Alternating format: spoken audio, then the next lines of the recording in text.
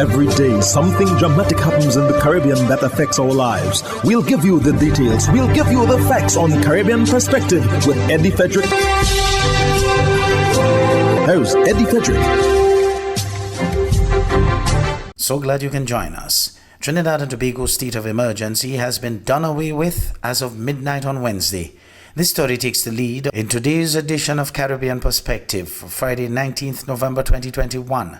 Details when we return. Conveniently located in the Grand Shopping Center, for over 40 years, Food Fair has provided quality service at affordable prices.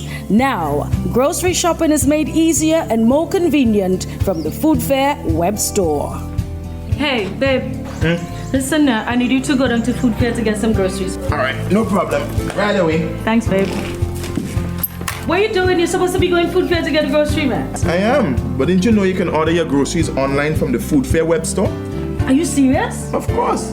All you have to do is just to log on to www.foodfair.gd with credit card in hand, and with an order of $100 or more, Food Fair Grandans will deliver up to 3 miles away. And you don't even have to worry about your information, you know. Their safety measures are excellent. So hold on. You just order online and Food Fair will deliver to you? Yep. Oh, baby, better hurry up and order, man. I already did. They should be here any minute now. Enjoy easy online shopping anytime from your home or office from the Food Fair web store. Food Fair, where you can fill your baskets without emptying your pockets.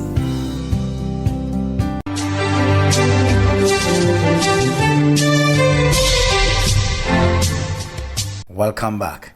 From midnight on Wednesday, Trinidad and Tobago's state of emergency, inclusive of the 10 p.m. to 5 a.m. curfew, came to an end. The House of Representatives approved the motion for the revocation of the state of emergency, which has been in place since May 15th and had been extended twice by the Parliament via the government's majority. Wednesday, the government MPs voted in favor of lifting the state of emergency. The opposition abstained. TV6's Joel Brown has the details. The words that many people in Trinidad and Tobago were waiting to hear were contained in the final paragraph of the motion piloted in the House of Representatives on Wednesday by Prime Minister Dr. Keith Rowley. Now, therefore, be it resolved that the proclamation made by the President on the 15th day of May 2021, declaring that a state of public emergency exists in the Republic of Trinidad and Tobago be revoked with effect from midnight on the 17th day of November 2021. The Prime Minister said Trinidad and Tobago was in a desperate situation in May, as he said only 14,000 people had been vaccinated against COVID-19 at a time when there was a surge in COVID cases.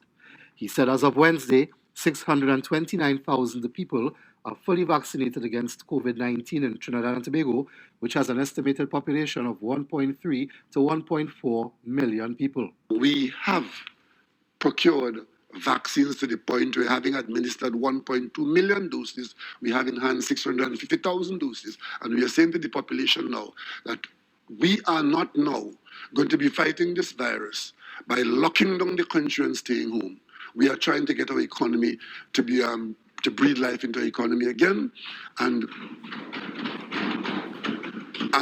we will not be restricting persons under a state of emergency. The Prime Minister also read quotes from statements made by Opposition Leader Kamla Persad-Bissessar about the state of emergency, as he reiterated his previous statements that it would only have stayed in effect as long as it had been required. You know that it will contribute to restarting the economy, according to you. You know that we focus on the vaccination program, according to you, but you have a problem when it is ending. You should be jumping up and down today singing hallelujah.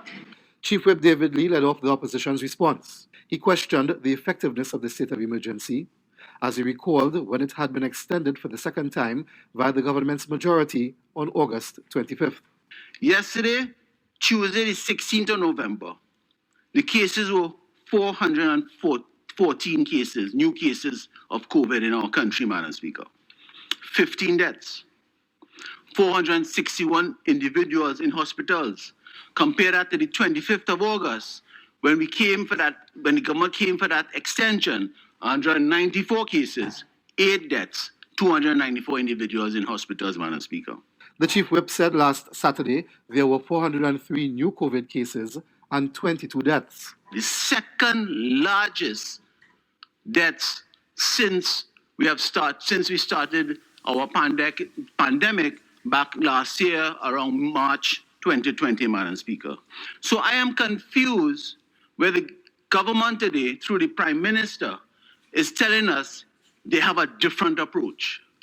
I want to know what is that different approach, Madam Speaker. In winding up the debate, the Prime Minister said with much more of the economy now open, there would be more people moving around. And therefore, we expect that it is quite likely that the numbers of the infected persons will go up. But we are hoping that those infected persons are vaccinated persons who would not require hospital care and intensive unit care and high dependency unit care. That's what the world is showing. And so far, that's what we're seeing. Unvaccinated people are the ones who are demanding health care at the systems. We cannot fight this pandemic by a lockdown of the economy every time the numbers go up. So therefore, do not expect a locking down of the economy. Jewel Brown, TV6 News. The hurricane season is now upon us. So we as Caribbean people need to remember to think safety and be prepared. Avoid venturing outside during a storm or hurricane, especially if there are strong winds. Rooftops and other debris are often blown about and can cause great damage.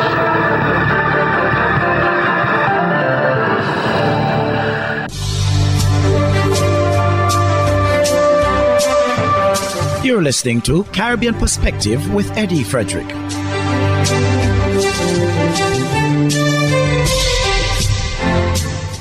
In related news out of Jamaica, that country's Prime Minister Andrew Holness announced the relaxation of some restrictions limiting the spread of the COVID-19 virus, and the opposition has lent its support for the measures. More in this television Jamaica news item with Vashan Brown. Come tomorrow, November 18, the island-wide curfew will begin at 9 p.m. and end at 5 a.m. the following day. Opposition spokesman on finance Julian Robinson says it makes sense to give people the extra hour. If you're on the road at 9 o'clock, you still have a lot of people trying to get home. And so I think it's a good move to give persons an additional hour to complete their business after work. For small businesses that depend on patronage in the night, whether they be supermarkets, the Pan Chicken Man, fast food entities, the extra hour will allow them to earn more. So we take no issue with that. The Prime Minister also announced changes to the quarantine requirements for fully vaccinated travellers. Effective November 18, if fully vaccinated travellers take a PCR test prior to coming to Jamaica, they do not have to quarantine. Mr. Robinson says he does not have any objections to that announcement. But at the same time, Mr. Robinson wanted to know about incentives for those who have been fully vaccinated. I do believe some form of encouragement where people who have played by the rules, have done everything. I'm fully vaccinated, Chris. I would like my booster. When can I get it? I want my third shot, right? So those who are fully vaccinated, I believe, should enjoy some privileges that those who have chosen not to be fully vaccinated. Still on Jamaica, Westmoreland, a community operating in Fair. Kirk Wright of TVJ News has some pertinent details. Businesses in the violence-plagued areas of Savannah Lamar are feeling the effects of the gang feud and killings.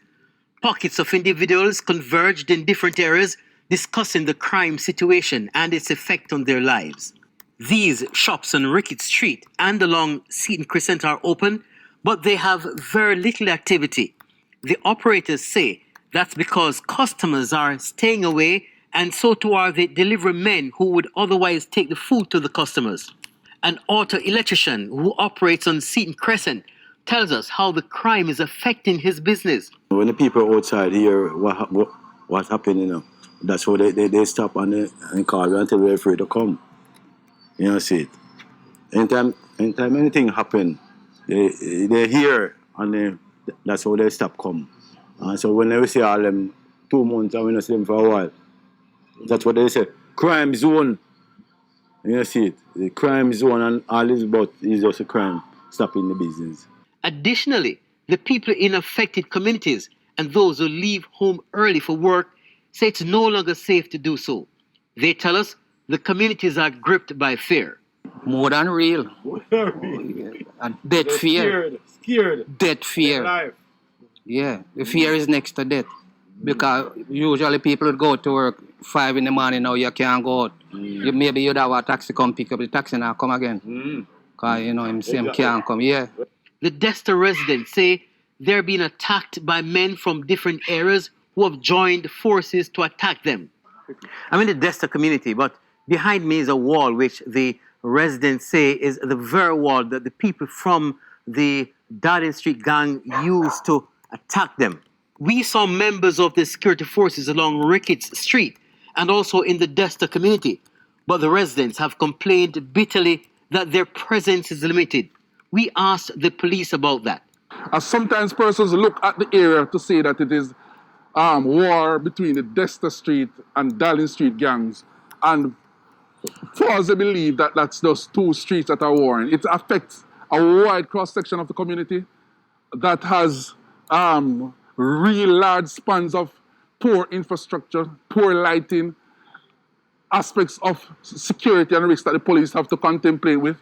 They use different means of getting their revenge on each other. And I say they live in close proximity. The police tell us they have a large area to monitor and have released the names of men they want for questioning. To include Jason Harris, OC Timmy, Alwyn Samuels, Jail Doman, OC Bimmer. He's also wanted in the St. James Division. And Rikal Barrett, OC Tuggy Tuggy, are persons who are wanted by the police.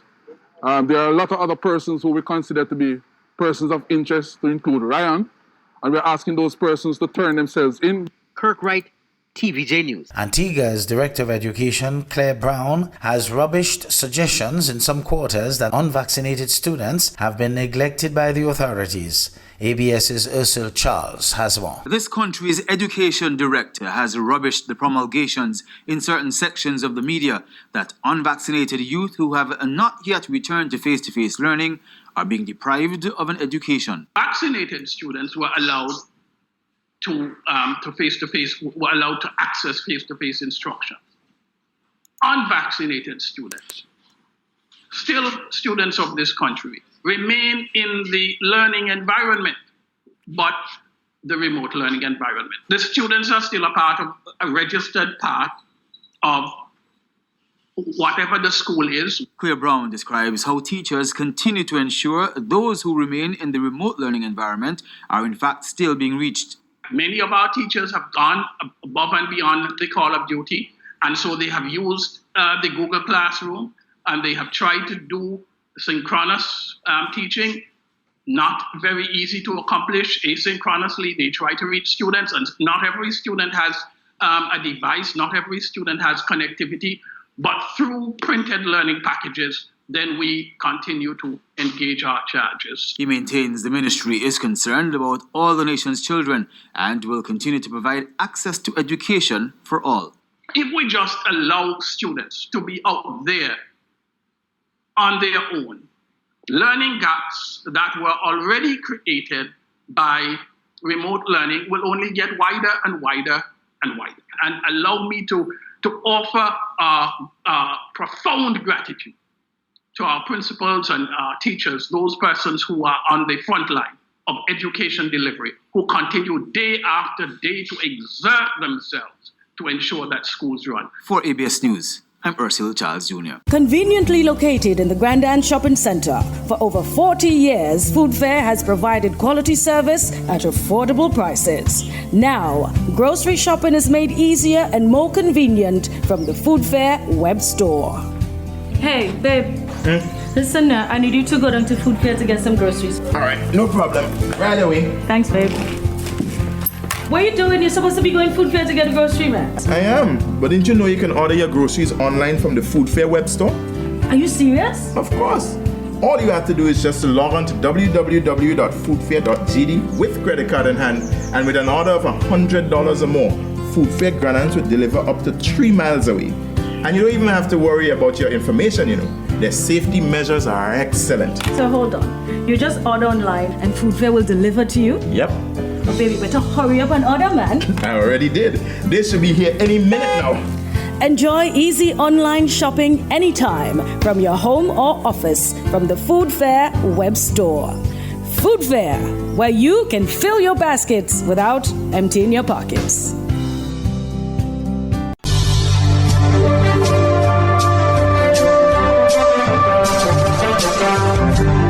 I am Eddie Frederick, wishing you a restful weekend. This has been Caribbean Perspective, a whole new approach to highlighting developments in the Caribbean. In the meantime, please continue to log on to CaribbeanPerspective.com for more daily news and more.